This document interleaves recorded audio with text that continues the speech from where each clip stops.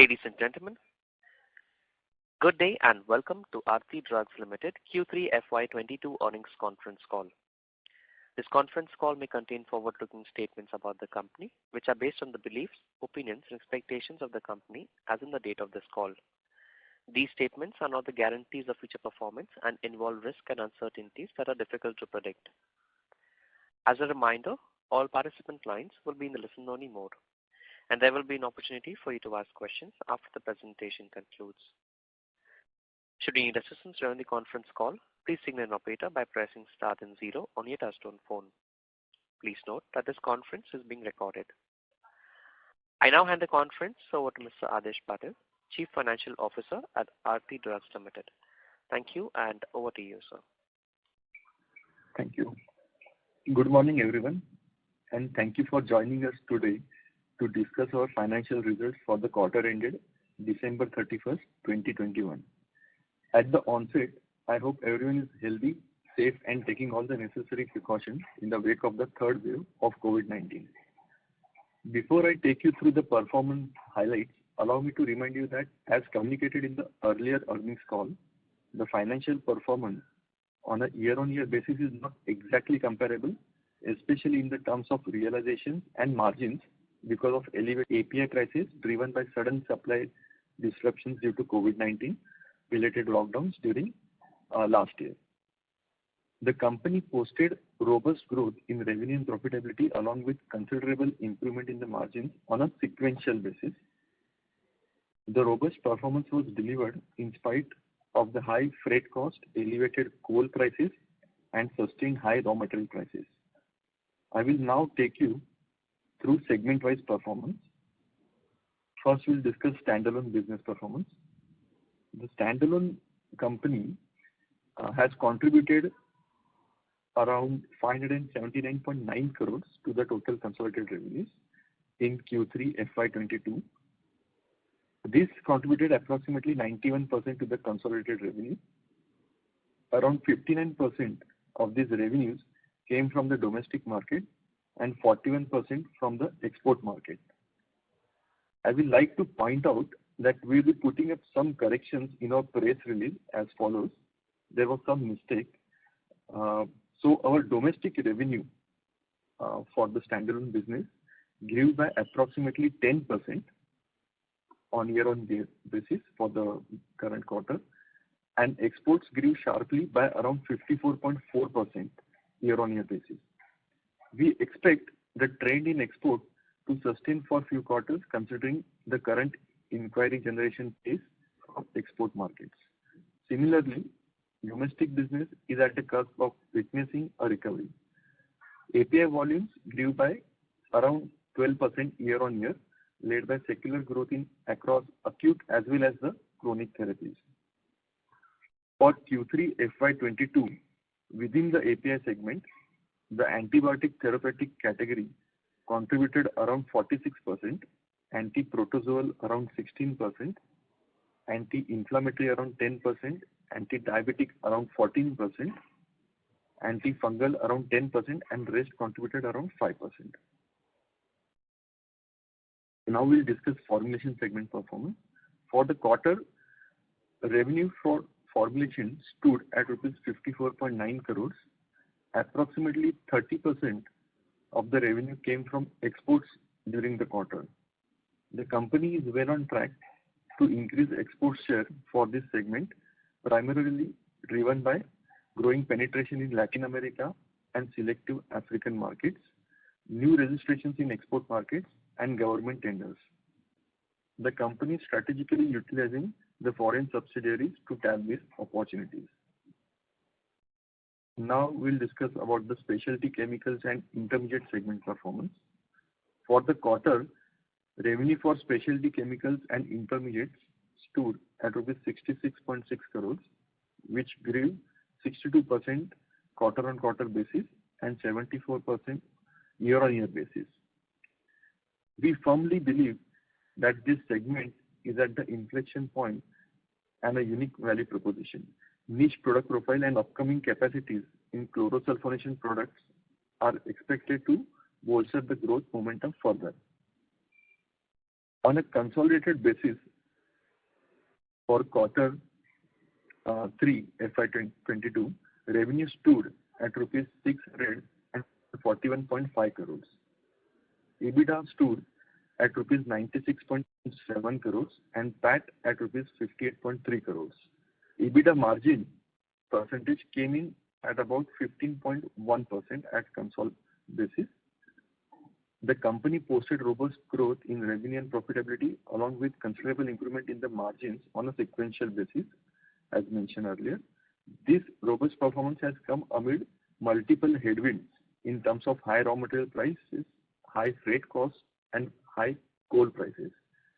The margin expansion is primarily driven by proactive price hikes, API volume growth across therapies, and strict cost control.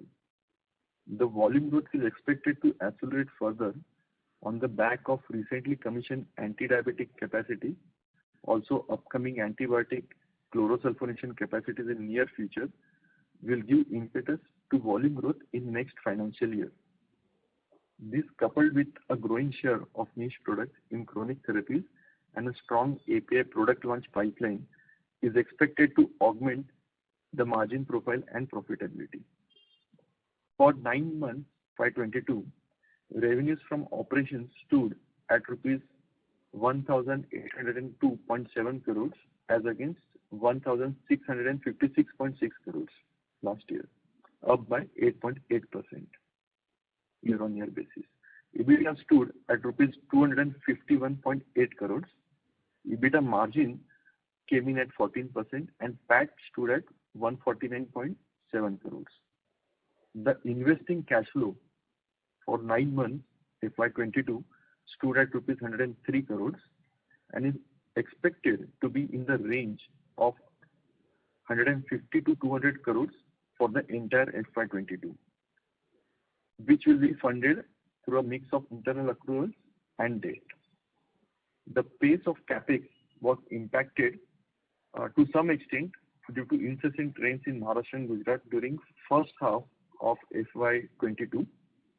However, the capex of Maharashtra projects has picked up a good pace and Gujarat projects will follow the suit. The balance sheet continues to remain strong with a comfortable net debt to equity ratio of 0.51x as of December 31st, 2021. We can now begin the Q&A session and we'll welcome questions from the participants. Thank you very much. We will now begin the question and answer session. Anyone who wishes to ask a question may press star and 1 on their touchtone telephone. If you wish to remove yourself from the question queue, you may press star and 2. Participants are requested to use handsets while asking a question. Ladies and gentlemen, we will wait for a moment while the question queue assembles.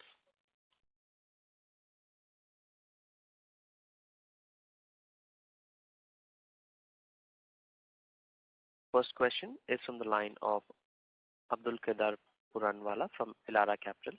Please go ahead. Yeah, hi sir. Thank you for the opportunity. So first question is on margins. So earlier we have been talking about achieving close to 18% margin. So sir, by by when that would be possible, or are we first of all reiterating that guidance ahead as well?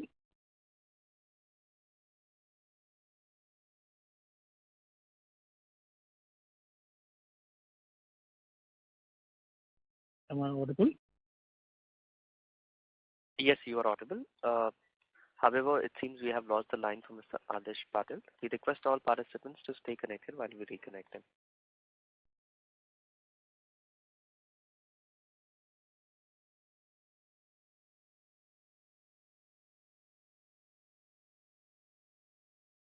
Ladies and gentlemen, we request all of you to please stay connected. We are trying to reach to Mr. Patil. Please be on the line. Thank you.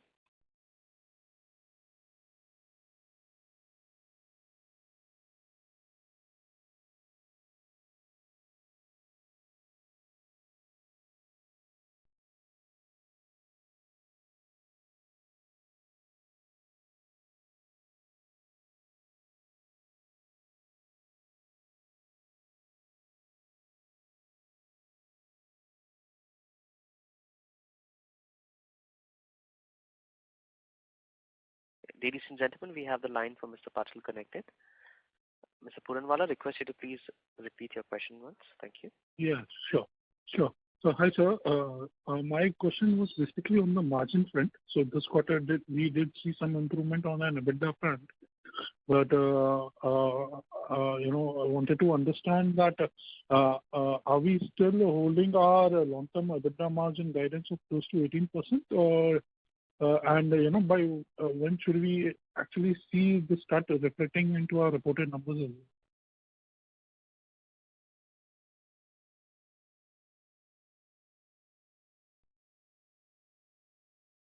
So sorry, it seems we have lost the line from Mr. Patil once again. Ladies and gentlemen, please stay connected while we reconnect him.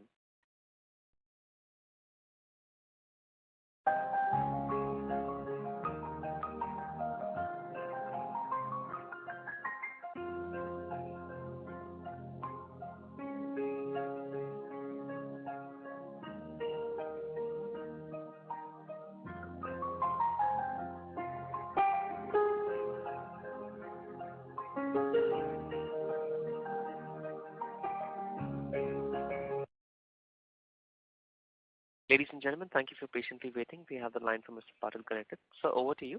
Please go ahead. Yeah. Hi. Abdul, I heard your question. The thing is, the recent drop in margins was mainly because of gross margins was mainly because of rise in raw material prices. Now we have taken the price hike at the output side. The selling prices have gone up, and now we are seeing a trend of reversal, which will take time though. But we have seen the negotiated prices in the month of December for raw materials, they are coming off, they are tapering off. So we do feel that the gross margins will improve in future. And also, as far as the EBITDA margins are concerned, the coal has been a major factor. Means we lost almost 5 to 6 crores of EBITDA per quarter just because of the rate variance in the coal, which seems to be of temporary nature and should revert back. So in the long-term basis, yes, we do aim for that 18% margin of EBITDA. Understood. Sure, sir. Well understood. Now my next question is basically on this chlorosulfonation opportunity what you highlighted. So going ahead, how should we look at the specialty chemical as a division, and in terms of the what could be the contribution of this business say in the next 3 to 4 years? Yes. So the thing is, we are adding up capacities in specialty chemicals. In fact, one of the chlorosulfonation lines will be active in the this current month itself, in February 2022. So we expect the specialty chemical, the potential means the capacity potential to almost double from what we are right now with this current capacity addition. And we also plan for greenfield capex, which is yet to start for specialty chemicals. That should, that will be another leap forward in terms of increasing the contribution, the pie of specialty chemical segment to our overall consolidated revenues. But right now, in short term, in near future, like in next 2 years' time, we can see that we can double the revenues from specialty chemicals from where we are right now. Sure, sir. So in just to follow up on this, so the spec chem revenue, when we're talking about doubling, does that include what we're doing under the PLI as well? No, these are the regular products. I'm talking on overall basis. Okay. And sir, I heard on the opening remarks you mentioned about some delay which had happened on Maharashtra because of the ongoing pandemic. So, sir, but how should we look at our overall capex trend? I mean, has the timeline now revised by almost 6 months? What are we going to complete, say, by end of next year? Yeah. So the thing is, right now we are doing big greenfield expansion at 2 locations, one in Maharashtra and Gujarat. So the Maharashtra capacity ideally should come up by December 2022. It should be commissioned and ready. Whereas the Gujarat facility should come up by February, March 2023, around that time. So approximately in 12 months' time, we still expect both these capacities to become operational. Okay, so not much of a delay. Yes. And just one final question on the formulation business. So this we are seeing from the last couple of quarters that formulation business is not picking the pace as kind of what we expected. So sir, going ahead, as you mentioned, one would be the Africa segment, but what could be the other driver of this business? Within existing geographies, what you're currently catering to? Yeah, I think Vishwa can handle your question better. Yeah. So, I mean, Sorry, Vishwa, your voice is breaking, sir.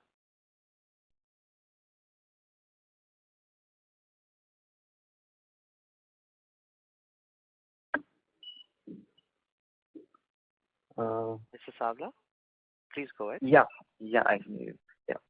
So that the Mr. Savla, your voice is breaking. I request you to please. can you hear me now? Yeah, this is better. Please go ahead. Yeah. So growth from the existing geographies in the next for the next couple of years, where we've established ourselves majorly in Latin America and Africa. We have now our distribution in place, and we are adding more and more products. A lot of our products are under approvals, and we are receiving approvals. And we are also participating in institutional tenders that will give us a higher growth push. So for the next 2 years, we will continue having growth from our existing territories, and at the same time, we are working heavily on to development of products for regulated markets in Europe and North America, and those products, those markets will start picking up for us in about 2 to 3 years. So for long-term growth, we are anticipating from regulated markets, whereas short-term for the next 2 years, we have good growth plans from our existing markets. Awesome. Well understood. Thank you for answering my questions, and wish you all the best. Thank you. Thank you. A reminder to our participants, please press star and 1 if you wish to ask a question. The next question is from the line of Cinderella Carvalho from Centrum Broking Limited. Please go ahead. Yeah, thanks for the opportunity. And Adish, if you can help us understand, if I look at, you mentioned in your commentary also that there is some supply side pressure on the input cost is reducing or easing off. But in terms of our earnings reflection, when do you see that will reflect meaningfully? And if the pricing or cost levels are coming off or easing off, would that mean that our final price also would get adjusted to it? And by when do you see all these things? Even there will be a gap, we understand, in terms of, seeing the current prices in our earnings. So can you help us understand the current scenario where we are and how it should proceed over coming 2 to 3 quarters? Yes. Thank you for the question. Yeah, I will answer this question by giving few details. Like after we order local material, typically within 1 month's time it is delivered to the factory. After we order or import, we give import purchase order, then within 2 to 3 months time they get delivered to a factory. Now the trend what we have observed is that on a monthly basis, if I analyze our the purchases which we received at factory in the last quarter, still we saw that more than 60% of the raw materials, 60-70% of the raw materials had the maximum rate in the month of December when that material came into our factory. So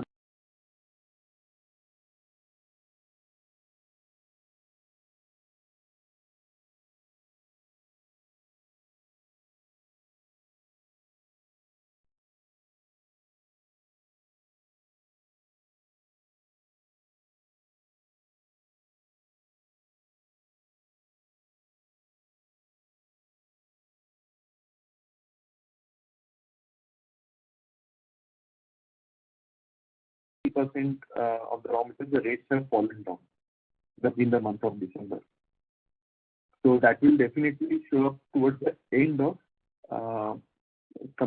this Q4 and in the beginning of that is the first quarter of next financial year. So basically, starting next year, we should see normalization. But would that mean that our end prices also will adjust accordingly if the raw material comes down? You see some impact on pricing? To some extent, we will see, no doubt about that. But the main challenge what we had been facing in last year was the sudden variations in the price. Whenever the prices settle down for say 3 months or so, I'm talking about the raw material prices, then we can easily reach that 17-18% EBITDA margin.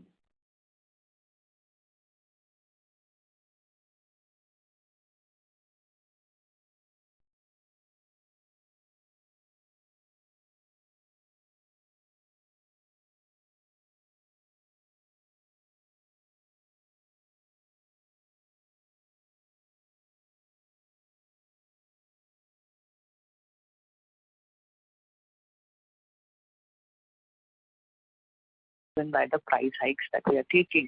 So how is the outlook on the demand scenario? And if you can help us understand on the specialty and the API side, both put together. And if you can help us understand the formulation run rate that we should look at from an annual basis, that will be helpful. Over to you. Okay. As far as the specialty is concerned, right now our capacities are very small, as compared to the global demand. So it will be relatively easy to capture the market. It won't be that difficult. And our new processes, our cost will also be much lower than our existing cost of production for the same product in chlorosulfonation. So definitely specialty chemicals we should be able to sell quickly. As far as the APIs are concerned, can you repeat the question related to the API? API also, I'm asking you on the demand side. We are seeing some strong traction, but however, it has accompanied by the price increases also. So how should we see this? As far as the exports are concerned, we have a lot of demand because we already have a lot of pending orders in hand. And domestic sales domestic API demand usually picks up in the fourth quarter of every financial year, because that is the time when most of the formulation company increases their production volumes. So now in Q4, ideally the demand should be more for APIs in domestic. And for formulation from 2 to 3 years perspective, I will request Vishwa to answer your question. Yes. So in formulations as well, we are expecting good growth, mainly due to some capacity enhancements in our existing facilities, as well as product line extension in terms of getting new products and products with better margins. And our new greenfield project into oral oncology is also upcoming, which we are expecting to commission by the end of quarter 2. So that will also, over the next 3 to 4 years, give us a good revenue growth and with improved EBITDA levels. So what should be your annual run rate? I mean, we have seen some decline in the one edge. How should we see it overcoming 2 to 3 years? Any range that you can help us understand? Because if you're talking about oncology also, how big it is, what is the basket of product, how much can it contribute? Would from a 12% share, can it become 15-16% or 18-20%? What range are we looking at? If you can just help us with some numbers, some broad range would be really helpful. Sure. So over the next 3 years, we are looking at a growth rate of about 25% annually. And oncology would, so we have about 10 to 12 products lined up in the oral oncology sector, which we would be filing in international, global regulated markets. However, since we are targeting products with patent expiries starting from 2024 to 2027, so oncology as a sector for us segment for us would start contributing post FY24 majorly. आपण ज्या व्यक्तीसोबत बोलत आहात But even our general segment would give us growth of about 25% annually.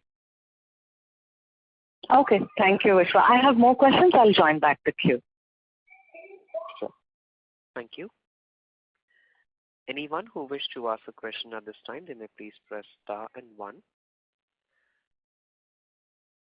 Our next question is from the line of Riya Verma from Oracle. Please go ahead.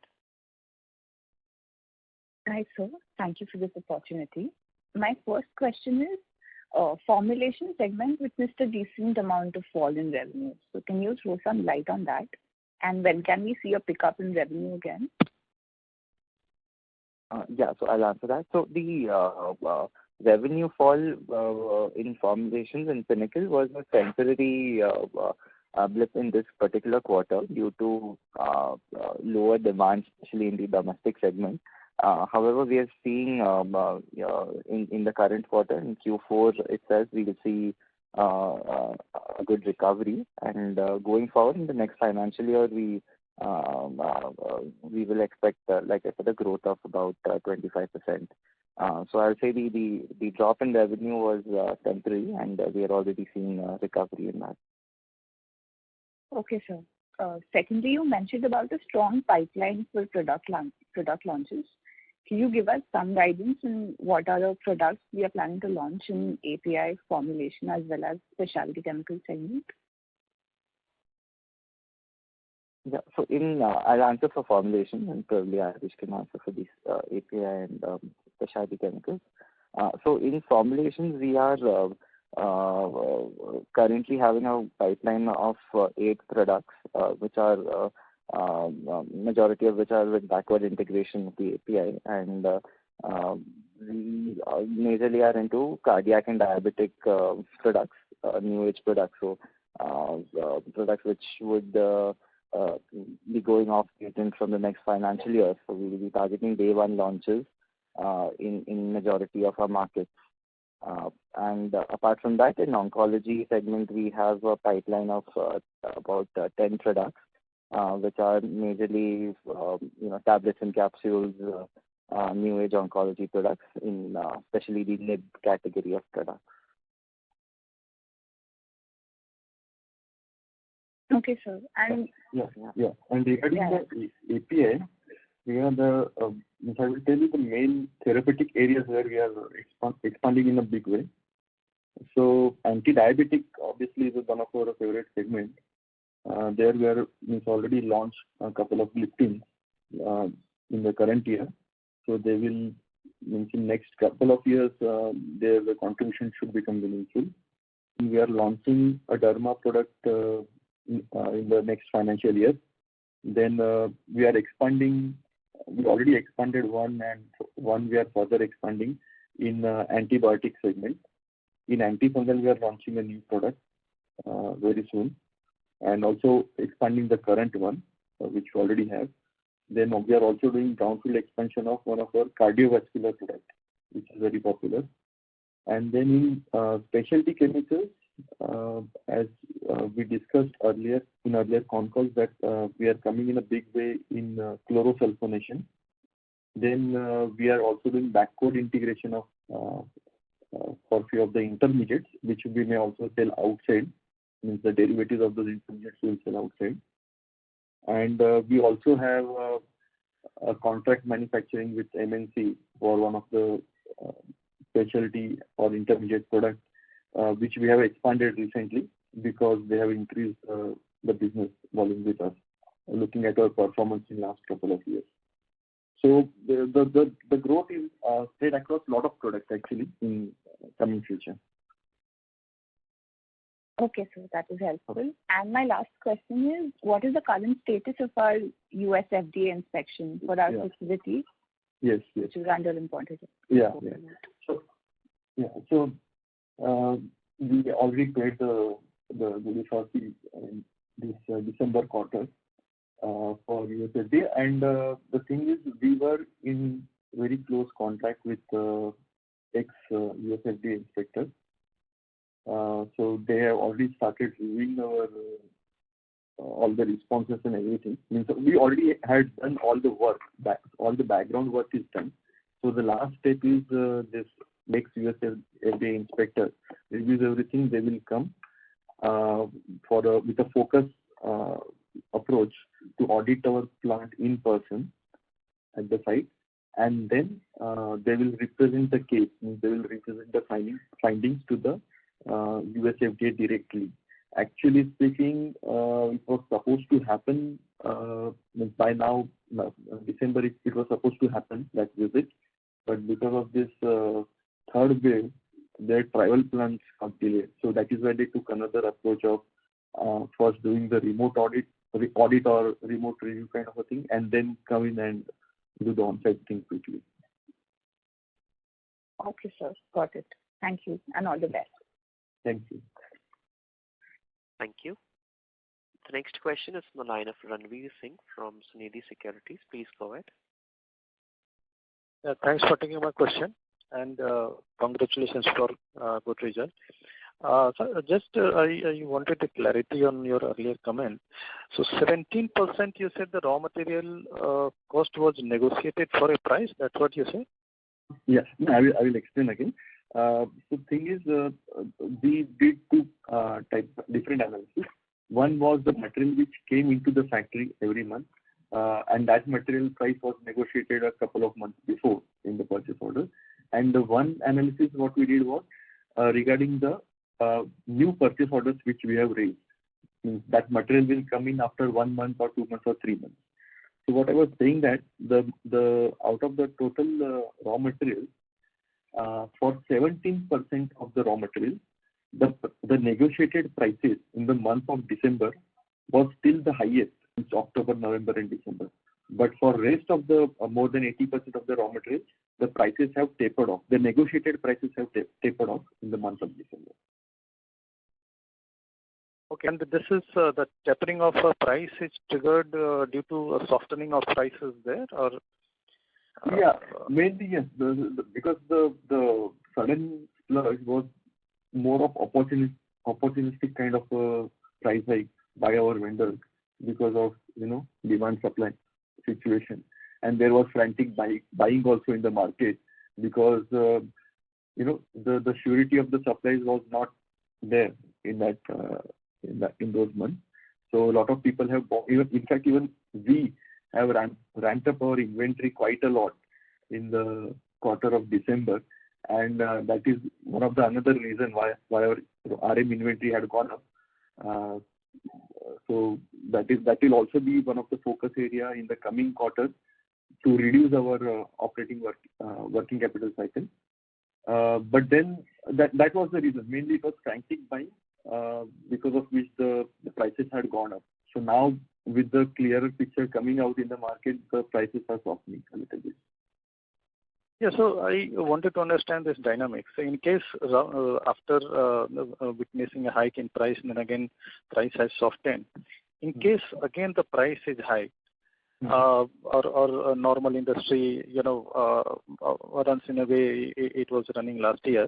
So yeah, again the raw material prices goes up. Then a negotiation of only that portion of raw material we will be able to do, or it is nothing to do with this. Again, the new negotiation will happen. No. No new negotiations will happen. So this is done. Means you have placed the order. Okay. Yeah, thanks. And another thing on oncology side, what kind of API we are planning to produce? So whether we will have a high potency facility there, or what kind of API setting we are doing? Oncology we are doing at the formulation side, not on the API. Okay. So this is on formulation side. Yeah. And the last one, in budget, some solvent customs duty has been reduced. So anyway, are we benefiting from it? A little bit we will be. little bit. Means the quantum, very roughly speaking, around 30 to 50 crores, somewhere in that range of the raw materials where the duty has reduced.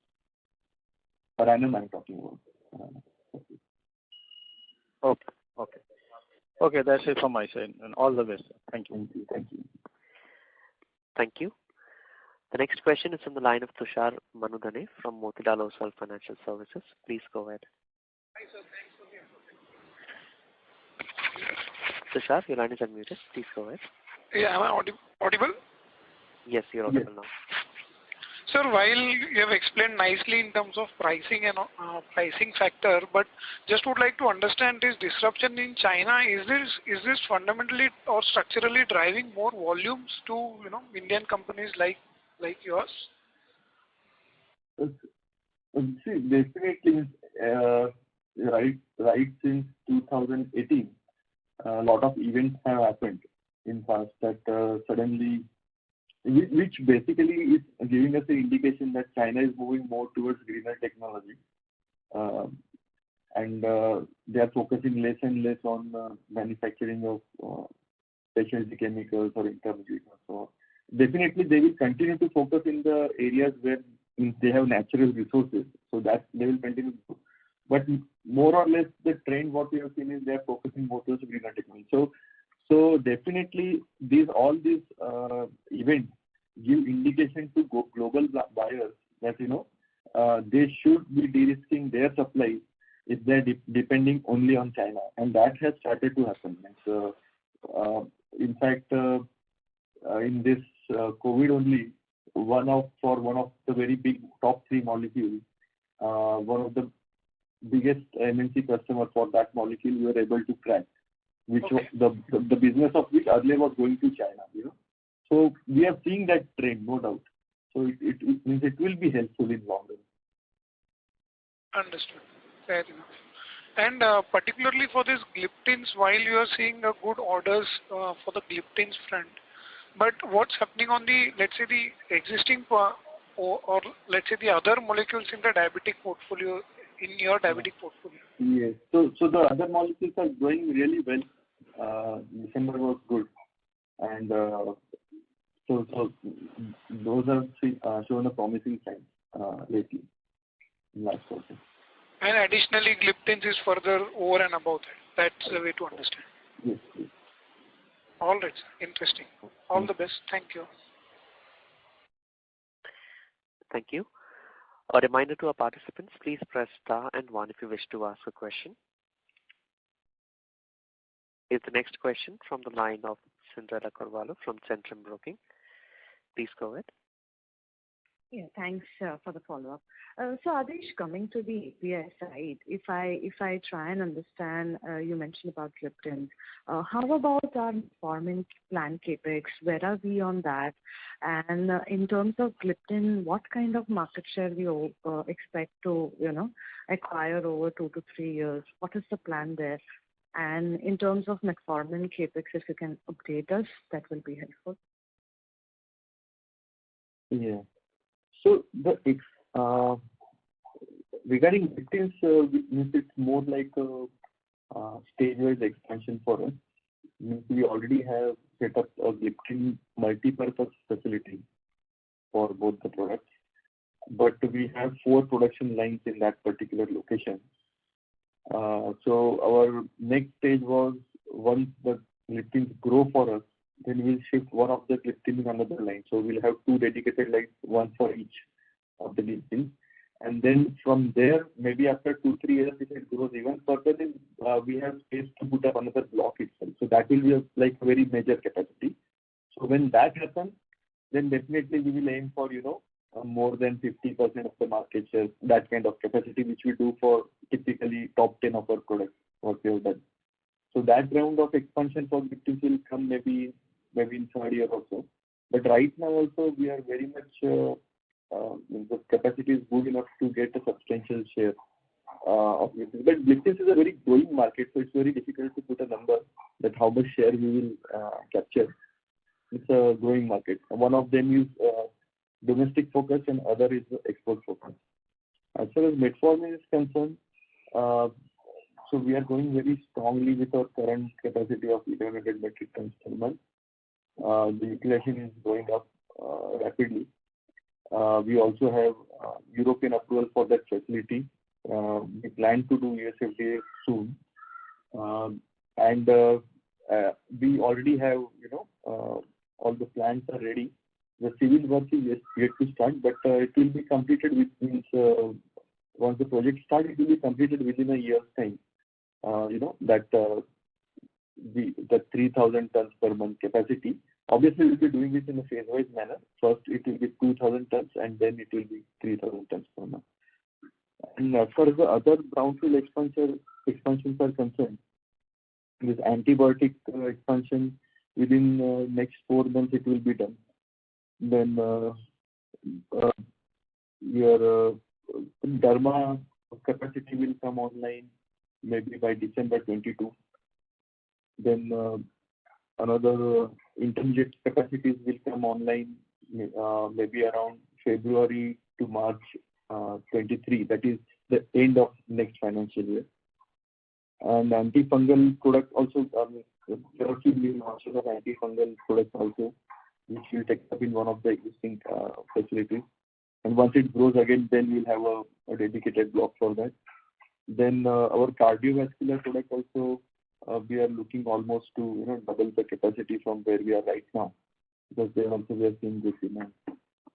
So lot of expansions are happening, small ones also, and also the big ones, greenfield capex. Any update on the PLI side? Where we are? Do you think there is some delay there? PLI side means we opted for with the in the PLI there was a condition of spending around 78-80 crores of capex to get that PLI, but then we had change of process, and because of which we are able to put up the same facility in about 25 odd crores, 25-30 crores, So there was a saving of more than 50 crores.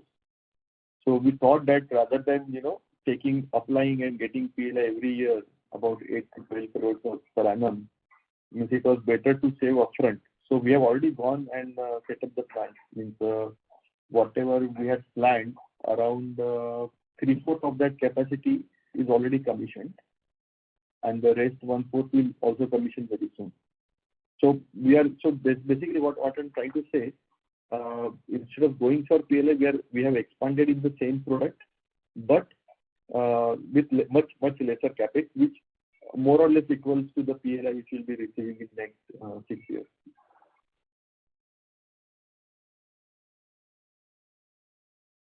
Thanks, that's helpful. I wish you all the best, and Thank you. That's all from me. Thank you. Next question is from the line of Bob from Falcon Investments. Please go ahead. Hello. Could you explain why you continue to focus on formulations, given that you're subscale even in APIs? There's a lot of scope for APIs going forward. So what's the need to go into formulations?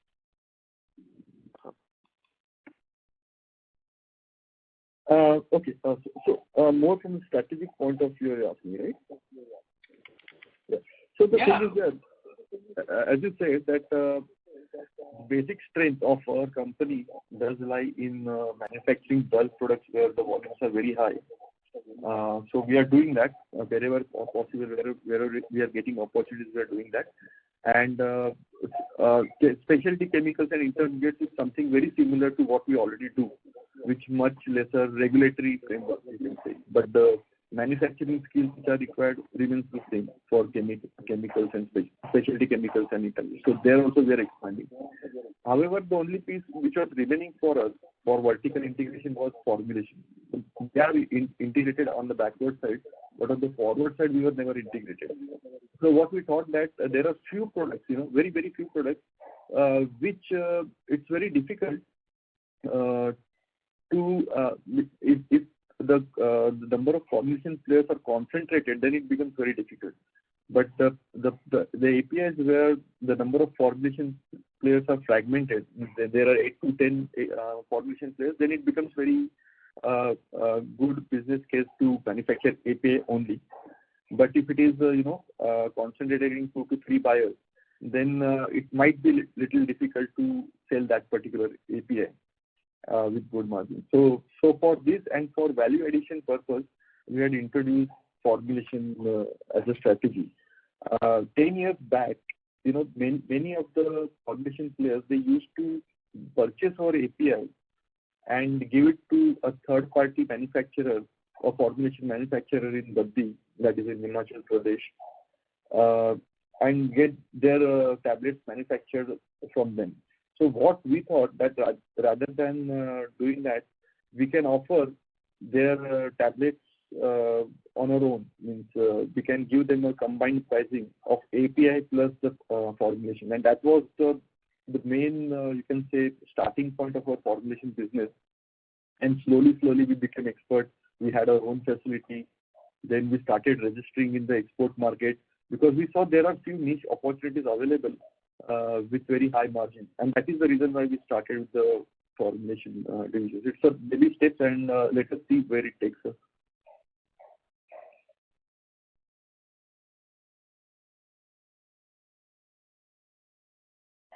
Thank you. Mr. Bob, is the question answered? Yeah, I have another question. Yes, please go ahead. For how many APIs as % of revenue are you fully backward integrated? Yeah. So the top 10 APIs is contributing around 75. Top 15 would be somewhere in the range of mid-80s. And the thing is, in top 10 out of top 15, that in 13 of those molecules, we are largest manufacturer in India, and in few of them globally also. So I would say that the ones in which we are largest manufacturer, we have reached there because we are either same or more backward integrated than our competitors. So you can roughly assume that more than 80% of our revenues are backward integrated. Completely back. So you don't import anything from China or elsewhere for 80% of your revenue? No. So see, the thing is, it's a very tricky phrase, means saying completely backward integrated, because there are a lot of stages. Means we can go N-2, we can go N-4, N-7.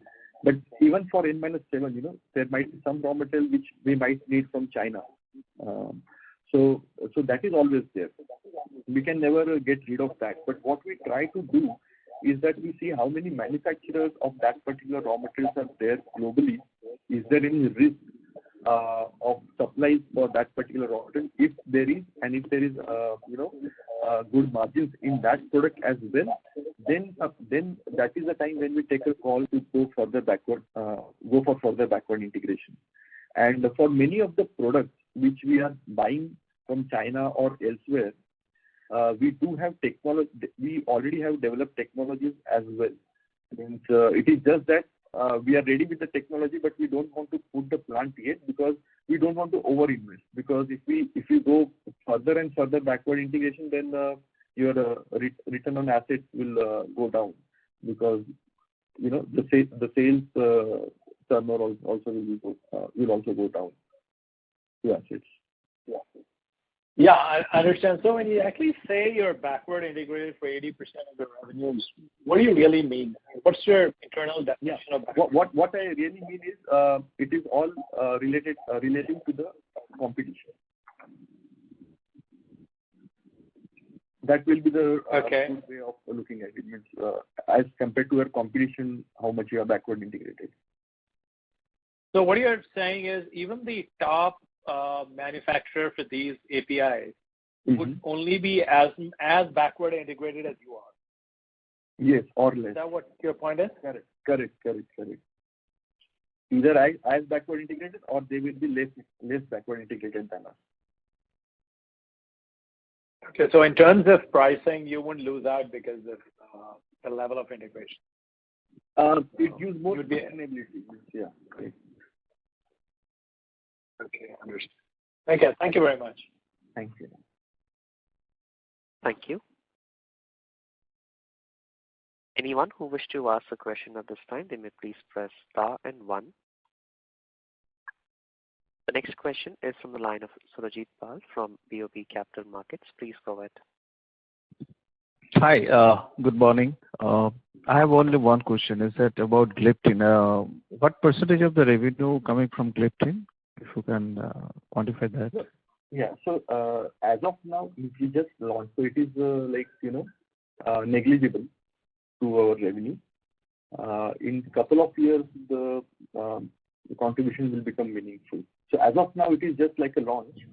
So in APIs, typically there is a just for local markets there is gestation period of almost a year, and for export markets it can take anywhere between 18 months to 36 months, depending upon what kind of markets you are supplying it to. In ROW market it will be less, but in semi-regulated and regulated markets it will be more. My doubt is that because recently what we are hearing from the formulators in India, Okay. Gliptin is gradually and slowly losing the market share to the new generation of molecules. As they say that metformin has always been a gold standard. From metformin, the second line of treatment is basically Gliptin. Correct. And those Gliptin is losing market share to the dapagliflozin kind of new generation molecule. And Gliptin is mainly used as a one of those combination products in diabetic treatment. So in that case, if you go by the IPM data also, Gliptin is losing market share and losing the value. So I was just wondering, is that how prudent it is to get into Gliptin and increase the capacity in that? Yeah. So the thing is, the right now it's a good information for us, no doubt. So right now where we have put Gliptin is a multi-purpose facility. So we always have the option to if any problem happens for Gliptin, then we always have the option to convert that facility to something else. But as of now, Gliptin is still way ahead of the next generation molecules in terms of API sales, I would say. Not formulation, but the API sales. So still, it will take a lot of time for other molecules to catch up to Gliptin. Okay. Thank you and all the best. Thank you. Our next question is from the line of Gagan Thareja from ASK Investment Managers. Please go ahead. Yeah, am I audible? Yes, just a little low, but you're audible. Yeah, good morning. So a couple of questions. One is, what's your dependence on China for your KSMs and intermediates by value? So that would be little less than 20% of our raw material purchases. Okay. And I mean, going into the future, you expect this to stabilize at these levels, or is there an intention to bring it down? So right now there is no business case to do so. There is one product though. I won't name the product. There is one product where we are seeing a business case, and we are already working on that. But in the rest of the scenario, means as of now, because the thing is, if the supplies are stable and there are more number of suppliers in China, then it doesn't make sense to put up capacity right now. But wherever we see there is a problem, there are only two players, something like that. If we see any risk of supply, then we decide to go further backward integration. But apart from China, where else do you source your KSMs and intermediates? Europe and Middle East. Okay. So are they entirely outsourced, or do you also have some in-house KSMs and intermediates? No, we do a lot of in-house. Means for a lot of products, we have like N-5, N-7 stages. So we do we manufacture a lot of products in-house. In fact, as I was talking earlier, that in more than 80% of the cases, we will be either more or as much backward integrated as our competitors. And that is the reason why our cost of production is low. Apart from volume, means economies of scale, the second most important factor is backward integration in this business. And that we have continuously done for our top 13 products. Right. Just on the same topic, while I understand, you indicated that December on there's a softening in input prices. They are largely crude derivatives, as I understand, and given the current crude price scenario, do you see this softening sustaining, or do you feel that it's a small or a temporary dip, and thereafter the prices move back up again? Is Harit Bhai available on the call? No, the last year, whatever raw material prices went up was nothing to do with crude. So it was mainly demand-supply mismatch, and some of the plants were closed in US and China due to pollution and other things. So crude, of course, definitely will have some impact, but the price increase in last year in many of the commodity chemicals was not due to crude, but some other factor, demand-supply mismatch. So which is now tapering off, basically. Okay. So, and this price increase, I mean, obviously, is a consequence of the input price materials going up. Right. I understand that one bit of it which you experienced is coming because of the disruptions in supply. But are these disruptions in supply, especially from China, of a temporary nature, or do you think that because of the policy or regulatory changes in China, some bit of the input cost increase is sticky and will stay because the cost of production itself would have gone up on a permanent basis? Yeah, cost of producing chemicals and intermediates in China has definitely gone up, because many of their plants, they have to move to remote places from the cities where they were earlier. So definitely there was supply missing. This price will be definitely the issue now. Whatever, yeah. Right, and but this should not benefit your margins as material prices soften, because it's just an absolute amount increment of inputs which you are passing on, right? And therefore, as that shifts or remains stable, as it stabilizes and the volatility goes out, your margins should remain in a stable band and not sort of move up is what I'm trying to understand. Yeah, this.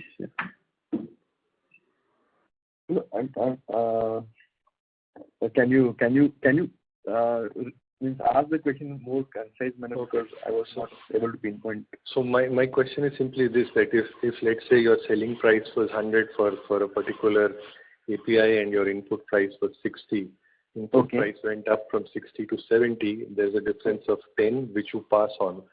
So 100 goes to 110, input 60 goes to 70.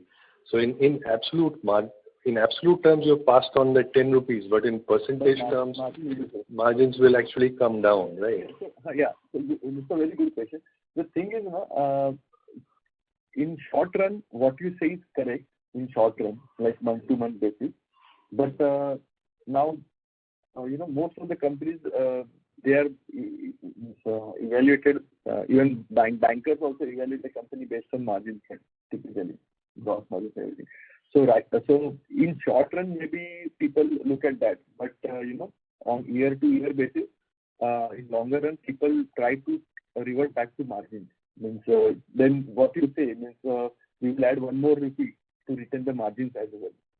Something like that. But in shorter run may not be, but in longer run, yes. Right. And you've got new capacities coming on stream throughout the next 12 months. What could be the OPEX related to that new capacity? It's difficult for me to tell like that. Difficult. I don't have exact numbers that exactly how much OpEx will go up.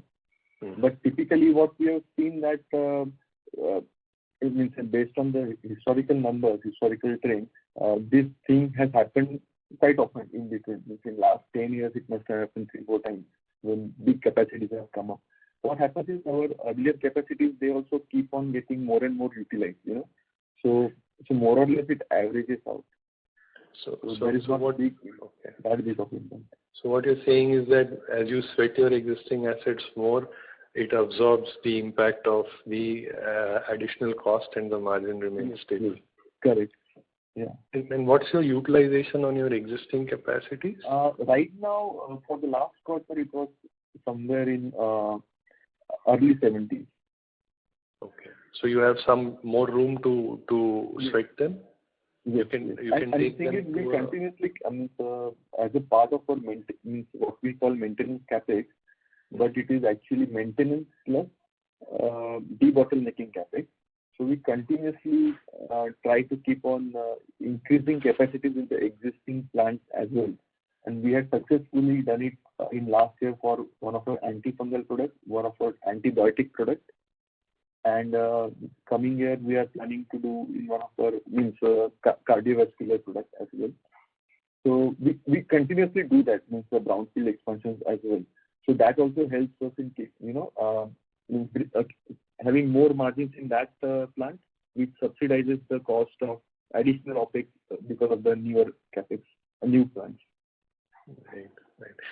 And in your presentation mentions 600 crore capex with sales potential of 1,200 over 5 to 6 years. What's the base or reference year over which you're saying adding these 5 to 6 years? So the thing is, typically we were assuming full capacity utilization in 4 to 5 years once the capacity is online, and by next December 22. Or you can safely assume by the end of next financial year, most of this capacity will be online. Not all of it, but at least 70% of it will be online. By December of 22. December 22 or March 23. One by December 22, another by March 23.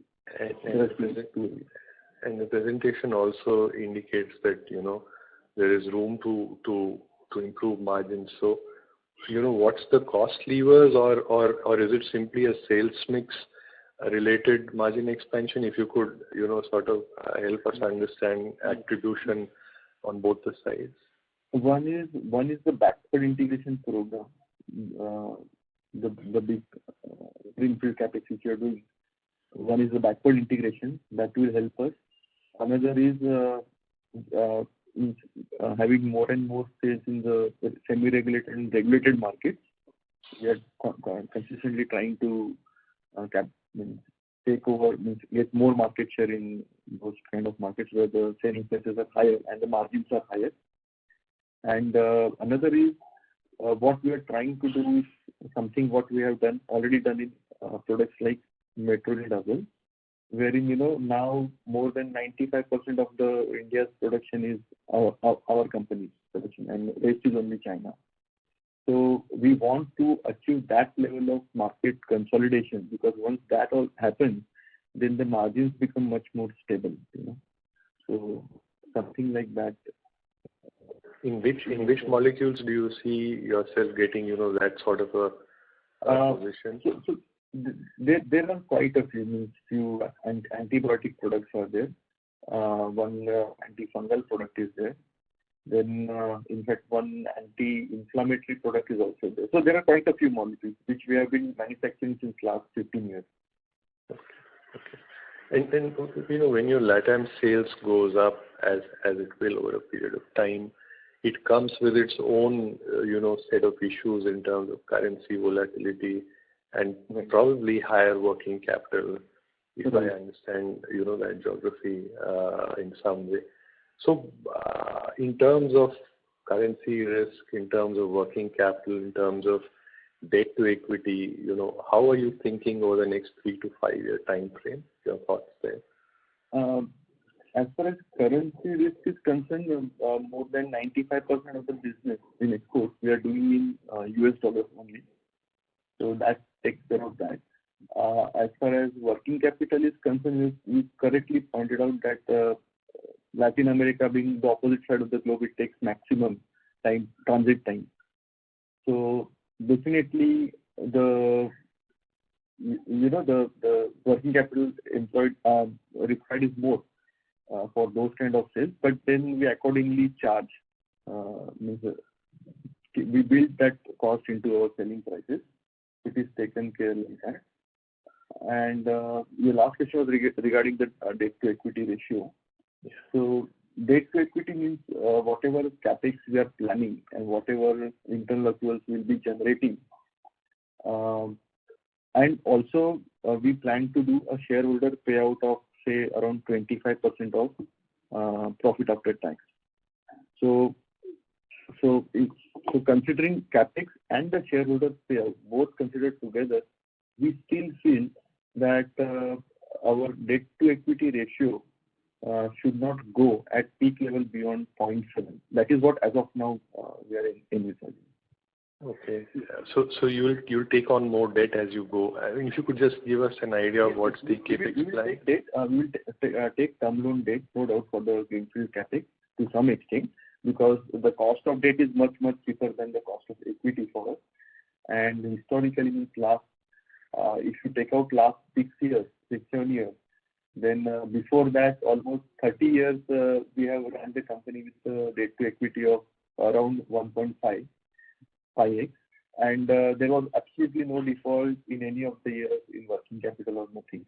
So we were quite comfortable. But then we realized that we had the option of reducing the risk. So we brought down every year incrementally the debt to equity ratio kept on going down, and now it is at 0.51.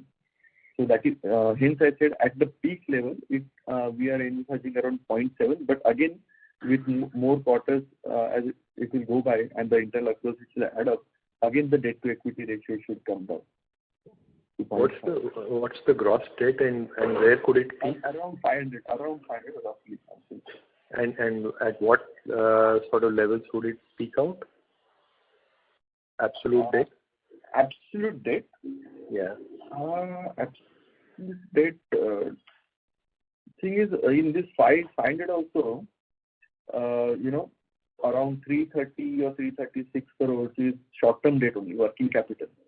Okay. And the long-term is less than 120. But you will be adding to that, right? Yeah. Now we'll be adding long-term debt more. But then there is a repayment schedule also. Almost 40 to 50 crores of repayments also happen every year. Yeah. In long term. So in absolute, we'll see point. We'll have to calculate that. So we take another 200 crores of long-term debt, and whatever working capital required for that also we take around 40 to 50% of that we fund through debt. Okay. The increase in the working capital. Okay. So typically, the way we will function is we will both put together, means term loan and working capital debt put together. We will make sure that the debt equity ratio doesn't go beyond 0.7. And when I say 0.7, I'm also considering shareholder payouts. In spite of doing that 25% shareholder payout, still will be at debt equity of 0.7. Okay, got it. Right. And finally, if you could just give me, what's the budgeted capex for FY23-24? You've given some idea of FY20. As of now, the plans, whatever we have announced in the investor presentation also, those are the greenfield projects right now, which we have announced. And apart from that, say around 40 to 50 crores of capex we spend every year for enhancing GMP requirements or maintenance or debottlenecking of doing brownfield expansions in the existing plant. All that is covered in 40 to 50 crores per annum. So that plan will continue. And the bigger ones we will announce as and when we decide, means the 550 crores of CapEx we already announced, and maybe in a year's time we will announce further greenfield CapEx. Okay. Thanks. That's all from my side. Thanks for answering the question. Thank you. Ladies and gentlemen, that would be our last question for today. I now hand the conference over to Mr. Adish Patil for closing comments. Thank you, and over to you, sir. Okay. Thank you for joining us on this call and giving more than 1 hour of your precious time. Please reach out to our IR consultant, strategic growth advisors, or us directly if you have any further queries. We can now close the call. Thank you and have a nice day. Thank you very much. Thank you. Thank you. Ladies and gentlemen, on behalf of Aarti Drugs Limited, that concludes this conference. Thank you all for joining us, and you may now disconnect your lines. Thank you.